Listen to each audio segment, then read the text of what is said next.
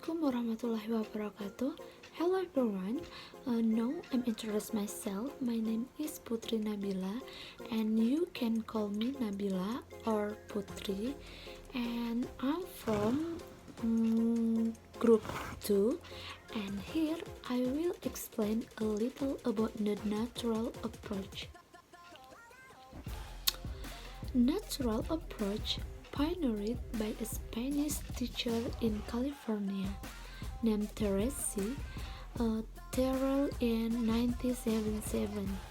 A natural approach first appeared based on Terrell's experience teaching in California about Spanish.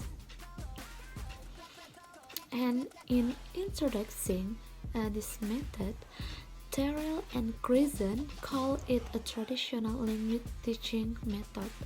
The traditional approach is defined as the basis for using language in communicating without hearing and language directly from the native speakers.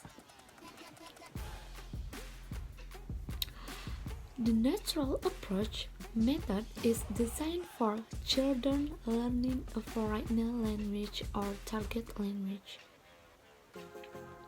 This method is designed to help them get to the intermediate stage, and it is hoped that students will be able to understand what is conveyed by the speakers who use the target language and be able to convey idea and requests into the target language. Okay, and in here students are given easy to understand input into the target language form, and we as a teacher focus on explaining the material in the class using pictures as indirect method. To reduce student tension, students were asked not to say any word before they feel they could actually say the word. And however, students are still expected to respond to question and teacher submission.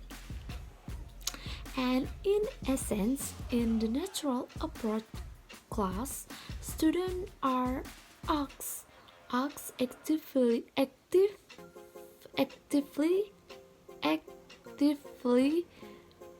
communicate.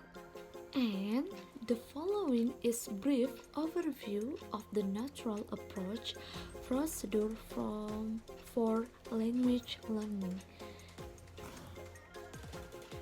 Okay, one example that can be taken in the total physical response procedure is that at the beginning of the lesson, simple expressions are played to students such as good morning, how are you, and stand up. Biasanya kita sebagai seorang guru harus memberikan ungkapan-ungkapan sederhana kepada siswa agar siswa tidak tegang dalam pelajaran nanti yang akan kita ajarkan. Kayak contohnya setiap pagi guru sebelum masuk kelas pasti mengucapkan salam. Contohnya seperti assalamualaikum. Kemudian ketika guru berdiri di depan, guru akan mengucapkan selamat pagi murid semua. Selamat pagi murid. Apakah kalian hari ini baik-baik saja, dan bagaimana pekerjaan rumah kalian, apakah sudah selesai? Kita sebagai guru mengungkapkan kata-kata tersebut agar siswa tidak tegang dalam menerima pelajaran kita nantinya.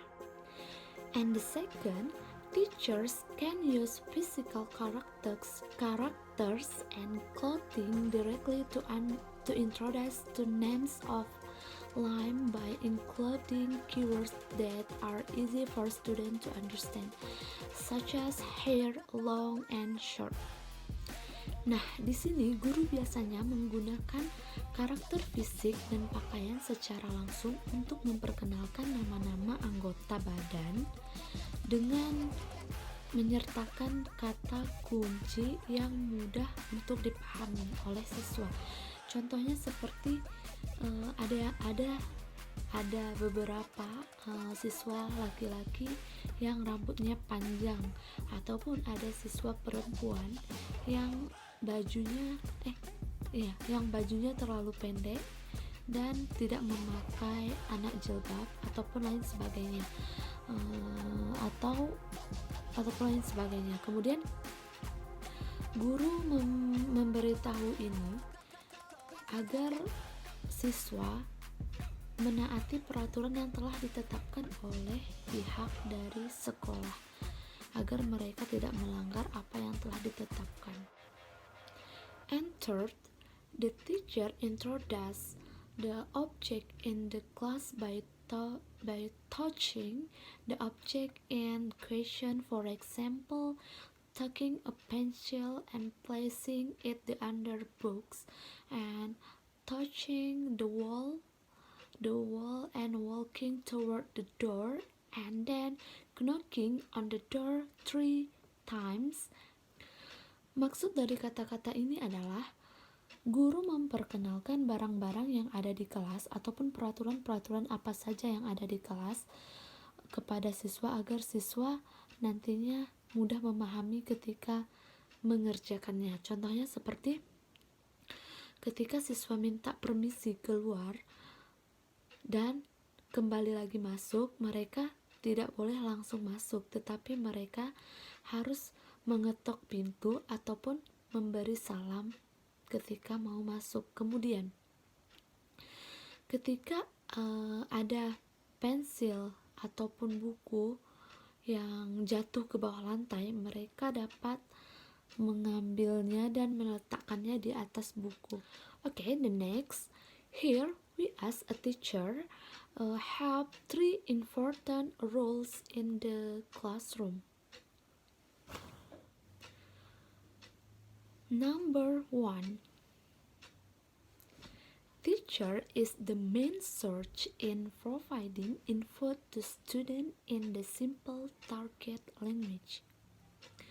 Maksud dari kata-kata ini adalah guru mengajarkan para siswanya untuk berkata atau cara pengucapan yang sopan atau yang sederhana. Contohnya seperti yang dijelaskan yang pertama, materi yang sebelumnya, ada pengucapan salam ataupun sapaan dan lain sebagainya. Kita harus mengajarkan mereka agar mereka terbiasa dan mereka akan melakukannya dengan setiap hari di lingkungan masyarakat ataupun di lingkungan sekolah. Okay, number 2. The teacher creates a comfortable and attractive classroom atmosphere. Maksudnya di sini adalah kita sebagai guru harus membuat suasana kelas atau pembelajaran yang lebih menarik, supaya para siswa tidak bosan dan juga mudah memahami apa yang kita ajarkan. Contohnya, hello student, today Ibu akan memberikan materi menggunakan PowerPoint. Nah, di PowerPoint itu kita buat PowerPoint-nya seindah mungkin dan semenarik mungkin agar mereka fokus dan melihat apa yang kita ajarkan nantinya. Kemudian setelah beberapa selang pembelajaran, mungkin mereka kan sudah bosan ataupun sudah jenuh tentang materi yang telah kita ajarkan, dan kemudian kita buat ataupun kita siapkan video-video lucu yang akan kita tampilkan kepada mereka agar merefreshing otak mereka untuk bisa menyegarkan pembelajaran yang nantinya akan kita sambung lagi. Okay, number 3. The teacher must select and combine various kinds of learning activities in the classroom, such as forming small group and games in learning. Maksudnya di sini ialah kita sebagai seorang guru, setelah memberikan materi yang kita ajarkan tadinya, kita harus bertanya juga kepada murid sampai mana murid paham. Dengan pertanyaan tersebut, mereka pasti akan berpikir, apa ya sudah tadi saya jawab, saya dengar dari Miss tuh, habis itu apa ya yang intinya mereka akan berpikir. Dan di sini kita bisa membuat grup agar lebih memudahkan mereka dalam berdiskusi ataupun bertukar pikiran. Kemudian kita nanti buat contohnya saya seperti seorang guru, saya akan membuat grup kecil, misalnya ada 5 grup, dan di dalam grup itu kita kasih pertanyaan, yang pertanyaannya itu sama, dan siapa cepat ataupun siapa yang duluan jawab, dia dikasih poin yang lebih tinggi. Otomatis siswa tersebut pasti akan berusaha mengingat apa yang telah kita ajarkan tadi kepada mereka. Nah, yang kedua, kita setelah berdiskusi seperti itu, kita bisa buat game yang membuat mereka akhirnya lega. Bukan lega gimana, lega dalam berpikir, yang tadinya mereka berpikir kritis dalam kelompok untuk menjawab, kemudian lepas dengan bermain game. Oke, maybe sekian dari video saya, The Natural Approach. Thank you for attention. Kalau ada salah saya mohon maaf. Assalamualaikum warahmatullahi wabarakatuh.